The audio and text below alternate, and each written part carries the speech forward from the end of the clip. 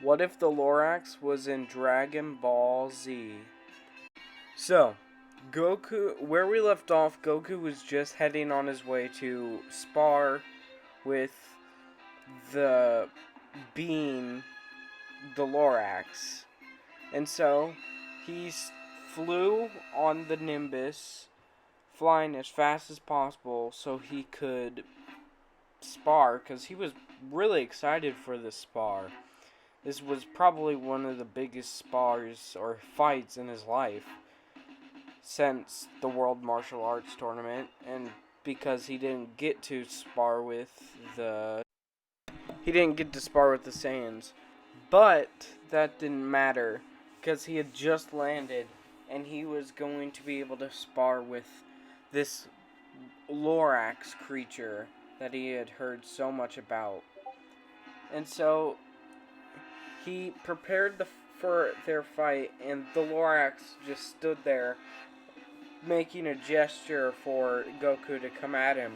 And Goku leaped into action just like with the Raditz fight and put his arm out to like interlock with the lorax. And his plan isn't going as he would want it, but he didn't really care. He was still getting a good fight because the lorax was 10 times stronger than him probably at this point. So the lorax simply just flipped him upside down, and Goku had squinty eyes because he was just so, he had so many questions on how the lorax was so powerful. And so the lorax flipped him back down again, and their fight continued for a good couple minutes, and then that's when the lorax sent an uppercut to Goku's chin. And Goku hit the ground and was kind of mad by this. But still, he wasn't mad enough by any means to go Super Saiyan. But he could feel that power deep within his mind.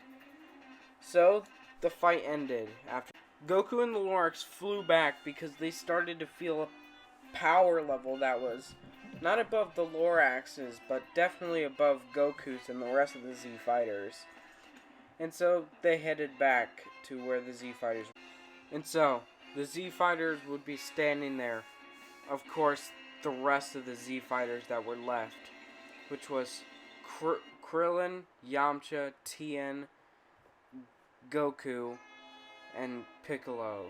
But sadly, no Chaozu and no Gohan.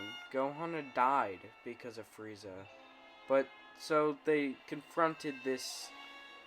But yes, they confronted the powerful energy, and what they find is an open capsule. Well, it wasn't open at first, but then something opened it from the inside. And they were confused because this was a Capsule Corp invention, but Bulma hadn't been working on anything as of lately, so they didn't know what this was.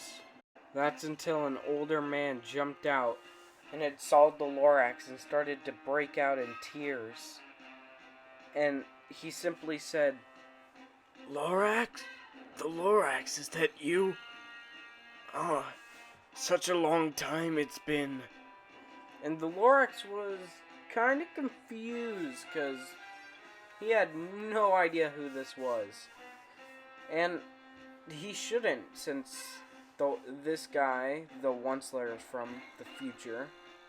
And as I said before, the lorax is extremely confused on who this guy is, and even raises an eyebrow to him, but asking him, "Who are you, kid?"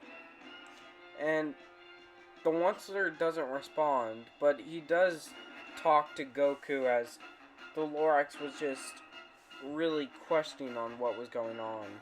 And so the talk with Goku happened, but this time it was different. There were no androids in the future, but there was Cell, and Cell was much more dangerous. So he gave Goku the heart medicine, telling him everything they needed to know, where the androids were going to be. And so Goku took all this information in and accepted it. And this time he does take the medicine, because he has to train, but this time the Onceler stays around long enough to help train Goku. Goku was irritated and mad that he had died in this previous timeline and wasn't able to save his friends.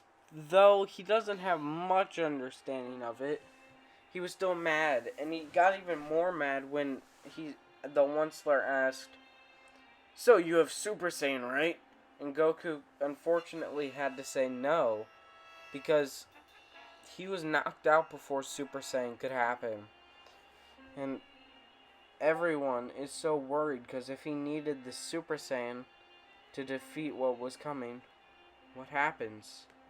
Well, I'll tell you.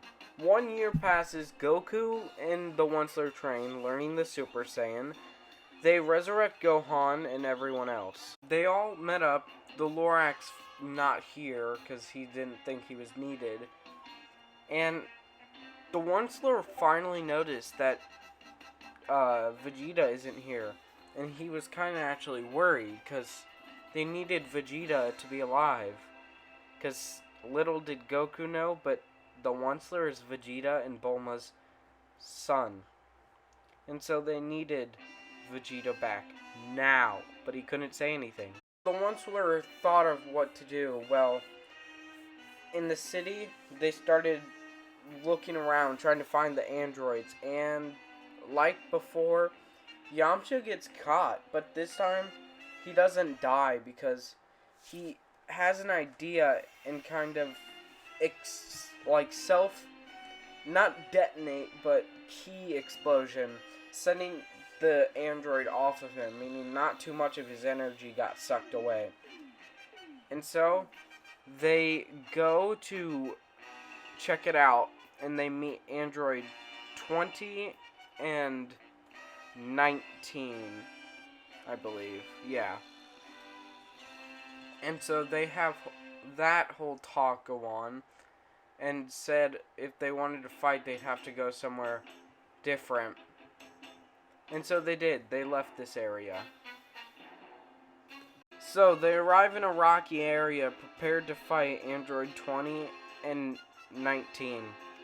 Not too sure what they can do, but they had to be ready for anything, really. This was some of their last hopes. So the fights happen with Android 19 leaving him destroyed, because they had no idea what Super Saiyan was.